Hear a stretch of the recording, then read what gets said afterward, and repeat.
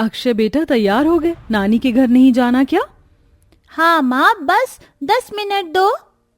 अक्षय और शीतल दोनों ही आज बहुत खुश थे क्योंकि शीतल 1 साल के बाद अपने मायके जा रही थी, वो भी गर्मी की छुट्टियों में। बहुत जल्द अक्षय तैयार होकर बाहर आता है और शीतल अपने बेटे अक्षय के साथ अपने मायके जाती है, जहां पल्लवी अपनी बेटी को देखकर बहुत खुश होती है।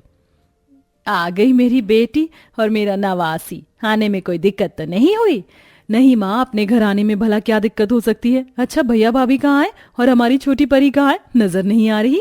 तेरे घर आने की खुशी में रोहित सुरभि बहू और परी के साथ मॉल गया है सामान लेने। बोल रहा था कि आज सिर्फ तेरी पसंद का खाना बनाएगा।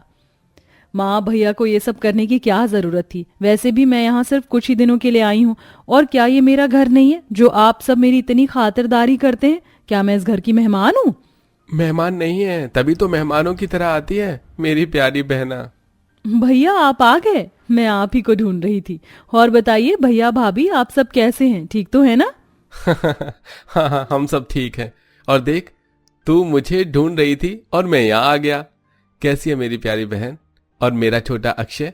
और बेटा पढ़ाई अच्छी चल रही है ना? हाँ मामा, सब बहुत अच्छा चल रहा है। परी चलो हम छत पर चलकर खेलते हैं। इतना बोलकर अक्षय परी का हाथ पकड़ता है और उसके साथ ऊपर छत पर खेलने के लिए चला जाता है। तो वहीं पूरा परिवार बैठकर आपस में बातें करने लगते हैं कि तभी रोहित सुरभि से कहता है, अरे सुरभि, मेरी बहन इतने दिनों बाद आई है, जाकर जरा मेरी बहन की फेवरेट कॉफी तो बना कर लाओ। मैडम जी चाय तो पीती नहीं है। अरे जब भी दीदी मायके आती हैं तो मैं ही उनका स्वागत करती हूँ, आखिर मैं भी तो उनकी भाभी हूँ। और दीदी को तो जब भी मौका मिलता है वो अपने मायके आ ही जाती हैं, बस मैं ही नहीं जा पाती कहीं।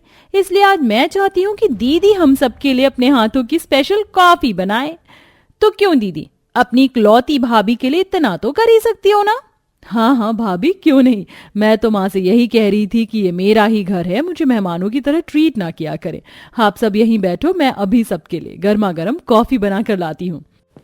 शीतल बिना कोई बहाना करे रसोई में जाती है और सभी के लिए कॉफी बनाकर लाती है। इसी तरह से पूरा दिन निकल जाता है और अगले दिन, भाभी खाने में आज चावल मत बनाना, अक्षय को चावल मना है, उसकी कुछ दिनों से तबीयत ठीक नहीं चल रही ना।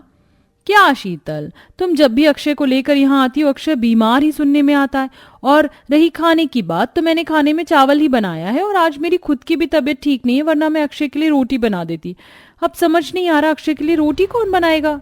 यार ये भी एक अलग ही सर दर्द है। कोई बात नहीं भाभी, अगर आपकी तबीयत ठीक नहीं है तो आप आराम कर लो, अक्षय के लिए मैं खुद रोटी बना लूंगी।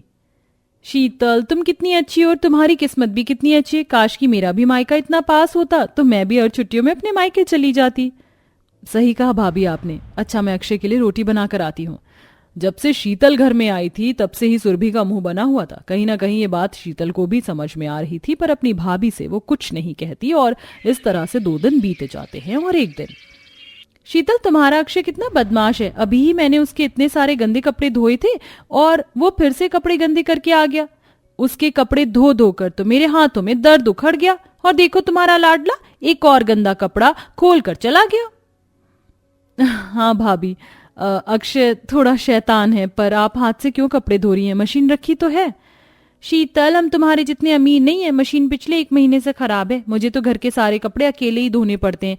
मेरी तो ना कोई देवरानी है और ना ही कोई कुंवारी नंद, तुम्हारी तरह जो घर के कामों में मेरा हाथ बटा सके। घर में कोई भी आता है तो मुझ पर ही सारा काम आ जाता है। भाभी आप ऐसा क्यों सोचती हैं कि आप अकेली हैं? जब तक मैं यहाँ हूं मैं आपकी जरूर मदद करवाऊंगी, आप रहने दीजिए, बाकी के कपड़े मैं धो लूंगी। इस तरह हर समय सुरभि शीतल को हर छोटी छोटी बात पर ताने देती है, पर शीतल कुछ नहीं कहती। और इसी तरह शीतल को आए 1 हफ्ते हो जाते हैं। ऐसे ही एक दिन शीतल पल्लवी के लिए चाय बनाने के लिए किचन में जा रही होती है, तभी उसे अपने भैया भाभी के कमरे से लड़ाई करने की आवाज सुनाई देती है। एक तो तुम्हारी सैलरी टाइम पर नहीं आ रही, ऊपर से तुमने बेमतलब का इतना कर्ज ले लिया, और ऊपर से अपनी बहन को खुश रखने के लिए तुम खुले हाथों से पैसा उड़ा रहे हो। अरे तुम्हारी बहन तो हर दूसरे तीसरे महीने में मुंह उठाकर यहाँ आ जाती है। मुझे समझ नहीं आता कि तुम्हारी बहन बार बार मायके आती ही क्यों है, उसे यहाँ आने से मना क्यों नहीं कर देते?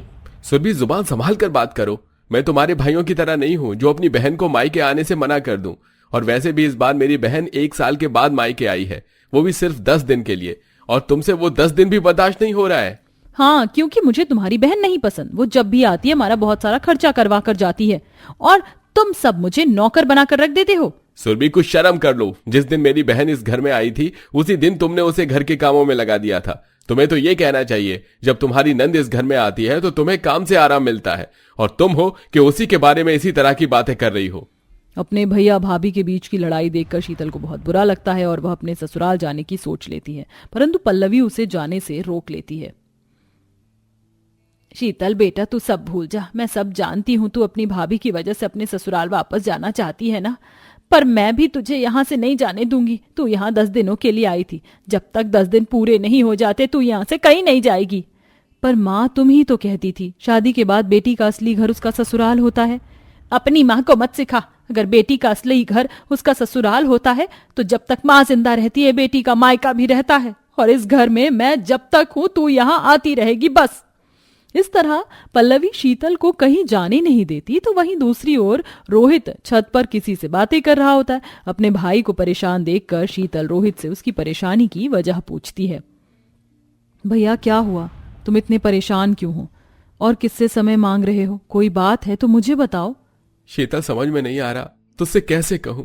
कुछ दिनों के लिए तो तू आती है और हर बार मेरी प्रॉब्लम सॉल्व करके जाती है। तो भैया, कुछ ऐसा ही समझ लो, मैं यहाँ आती ही आपके लिए हूं ताकि आपकी प्रॉब्लम खत्म कर सकूं। शीतल, मेरी कंपनी में सही से काम नहीं चल रहा, जिस वजह से हर महीने मेरे पैसे कट जाते हैं। इसीलिए मैंने अपने दोस्त के साथ अपना खुद का बिजनेस करने का सोचा। हमारा पर बिजनेस भी डूब गया और मैं कर्ज में आ गया। अब कर्ज वाले मुझे दिन रात फोन करके परेशान करते हैं। बहन, अगर तेरे पास 3-4 लाख रुपए हैं तो मुझे दे दे, मैं जल्दी तेरे सारे पैसे चुका दूंगा। भैया, बहन बोलकर पराया कर रहे हो। मेरी पढ़ाई और शादी में आपने पूरा खर्चा किया था, और जब आज आपको पैसे की जरूरत है तो मैं पीछे कैसे हट सकती हूँ? मैं आज शाम तक दिवाकर जी से कहकर आपके अकाउंट में पैसे डलवा दूंगी। पर भैया, आज मैं यहाँ से चली जाऊंगी और फिर कभी मायके नहीं आऊंगी। ऐसा बोलकर शीतल वहां से चली जाती है और अपने पति दिवाकर को फोन करती है और उसे सारी बात बताती है। अब दिवाकर भी जल्दी से रोहित के अकाउंट में 4 लाख रुपए भेज देता है और रोहित अपना सारा कर्जा चुका लेता है और सुरभि को सारा सच बताता है। तो वहीं शीतल के जाने का समय आ जाता है। माँ, भैया, भाभी, अब मैं चलती हूँ। शायद अब मैं मायके कभी नहीं आऊंगी। भाभी, अगर मुझसे कोई गलती हुई हो तो मुझे माफ कर देना। नहीं शीतल, ऐसा मत बोलो। माफी तो मुझे मांगनी चाहिए, प्लीज मत जाओ और ऐसी बातें मत बोलो। रोहित जी ने मुझे सब बता दिया है। तुमने हमारी कितनी मदद करी है और तुम हर बार आकर मेरे पति की मदद करके गई हो, और मैं तुम्हारे आने से चिढ़ती रही। अपनी भाभी को माफ कर दो।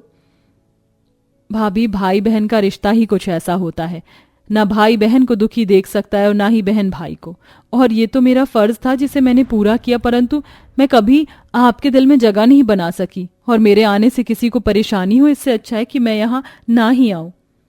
शीतल, मैं जानती हूँ मेरी वजह से ही तुम ऐसी बातें कर रही हो, पर अब मैं बदल गई हूँ। सच में मैं चाहती हूँ कि तुम पहले की तरह यहाँ आओ, और मैं तुमसे वादा करती हूँ अब जब तुम यहाँ वापस आओगी तो तुम्हें मुझ में एक ऐसी भाभी नजर आएगी जैसी तुम्हें चाहिए थी। सच्चाई का पता चलने के बाद सुरभि अपनी नंद से माफी मांगती है और उसे खुशी के साथ विदा करती है। कुछ दिनों बाद सुरभि खुद शीतल को फोन करके जबरदस्ती उसे मायके बुलाती है, और इस बार जब शीतल अपने मायके आती है तो सुरभि उसका बहुत अच्छे से ख्याल रखती है। तो दोस्तों, आप हमें कमेंट बॉक्स में बताएं क्या नंद को मायके आना चाहिए या नहीं।